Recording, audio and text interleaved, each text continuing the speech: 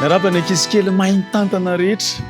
Ao anatin'le loha hevitra foantsika hoe ankizy mahay mitantana dia andinika indrayntsika hoe mitantana ny fanana koa mialohan'izay andao hiaraka hivavaka isika.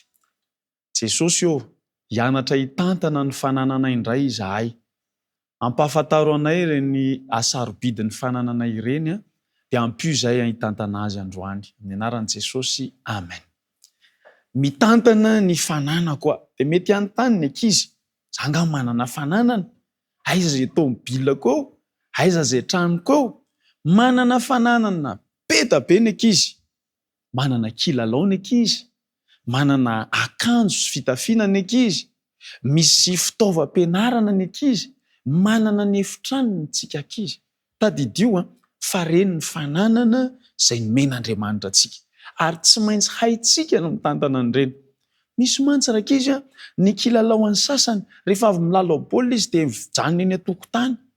Ny sasany rehefa avy milalao tômôbila kely izy dia mijanona any anaty tatatra. Ny sasany rehefa avy milalao saribakoly izy dia mijanona any an-dakozia. Fa ny fahaizantsika mitantana an'ireny karazana kilalao, akanjo, fitaovam-pianarana sy efitrano ireny dia ilaitsika. Andao resahantsika ny mahakasika ny kilalao. Fananan'ny ankizy ny kilalao. Tadidio ra ankizy fa novidiana ireny kilalao ireny.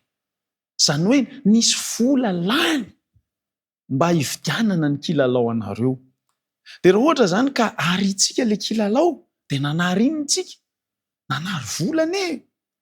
Nefa hitantsika tsara fa sarotra no mitady vola.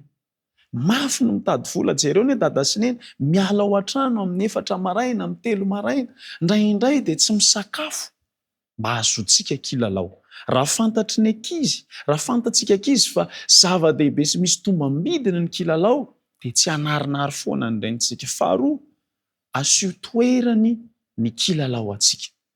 Ary isaky ny avy milalao ianao dia averina amin'ny toerana izy ireny. Efa nianarantsika moa misy fotoana ny filalaovana. Fa indraindray dia misy miantso, ndao ary nariana eo daholo. Manary vola tsika. Dia tadidio koa raha ankizy fa mafy izay vao mahazo an'ireny vola hividianana kilalao ireny. Dia izao asio toerany ny kilalao antsika. Faharoa, aoka mba haverina amin'ny toerany mandrakariva izy ireny ary ao anatin'ny sainao fa novidiana lafo izy ireny. Iresaka indrayntsika mahakasika ny fitafiana. Ny fitafiana raha ankizy dia mitovy amin'ny kilalao ihany, vola no nividianana azy. Fa aoka ho fantatsika fa tokony ho kajiana izy ireny. Indraindray dia manao grisagrisy miaraka amin'ilay pataloha tsika. Dia rovitra ny pataloha. Indraindray dia milalao any anaty maloto, vovoka. Nefa rehefa avy eo mbola sahirana koa mba hividianana savony. Indraindray tsy mikajy mihitsy isika fa dia milalao menaka. Indraindray maka hety aza moa ny ankizy sasany dia heteziny ilay akanjo. Izao zava-dehibe ny fitafiana. Mila mahay mamalina ny fitafiana isika. Mila mahay mikajy ny fitafiana isika. Dia reny fitafiantsika ireny raha tena kajitsika sy arovantsika dia tsy simbatsika izy ireny. Fa misy ankizy beta be tsy manana hotafiana. Rehefa mba mandehandeha ianareo dia jereo misy ankizy rovitra akanjo, misy ankizy maloto akanjo. Reny ankizy ireny rehefa tsy atononanao intsony ny akanjonao raha voakajy dia azo sasaina tsara, dia azo pasohana tsara, dia azo zaraina ho an'ny hafa. Fa ianao aloha tsy maintsy mahay mikajy azy mba mbola ho azo zaraina izy rehefa avy eo. Izany hoe ny ankizy izany ny fitantanana ny fitafiana, ny fahaizana azy mba hikajiana azy ho madio, hikajiana azy mba tsy ho simba vetivety ary ny fahaizana mizara azy.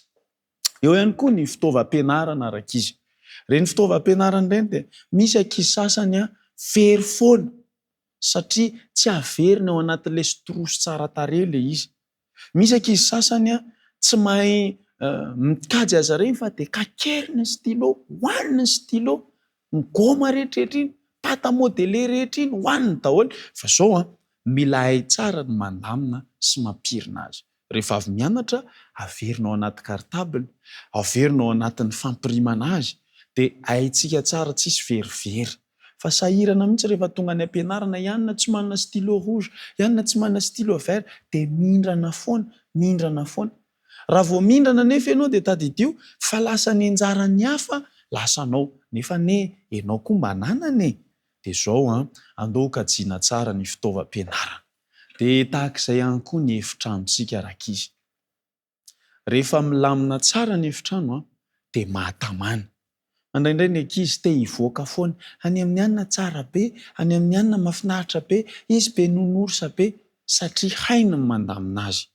Fa ny ianao io izay anananao ao, ataovy izay ahaizanao mandamina azy dia ho tamana ao anatin'ny efitranonao ianao. Mahay manadio, mahay mandamina, mahay mamerina zavatra amin'ny toerany. Ary toy izany ihany koa ny fananan'i Jehova any anatin'ny fiangonana dia nampianarina koa isika mba hahay mikarakara azy ireny. Rehefa any am-piangonana aza sorasoratana ny dabilio, aza kikikisina, aza domodomina, aza vakivakiana, fa reny atsika ireny satria zanak'Andriamanitra isika noho izany dia andao hanao ny zavatra rehetra ao anatin'ny fikajiana azy ireny. Izao voalaza ny Korintiana voalohany 4:16 manao hoe aoka ny zavatra rehetra atao amin'ny fahamendrehana sy ny filaminana. Dia mba ho ankizy mahay mandamina, ankizy mahay mitantana ny fananany, ankizy mahay miaro ny fananany, ankizy mahay mikajy ny fananany ny ankizy rehetra satria nataon'Andriamanitra ho tantanantsika izany. Tompony hitantsika andao hivavaka isika. Jesosy misaotra hatrany satria afaka manatanteraka izany fianarana izany izahay. Dia mino izahay Jesosy fa ho hainay ny mitantana ny fanananay rehetra satria ianao no mampianatra anay izany. Amin'ny anaran'i Jesosy.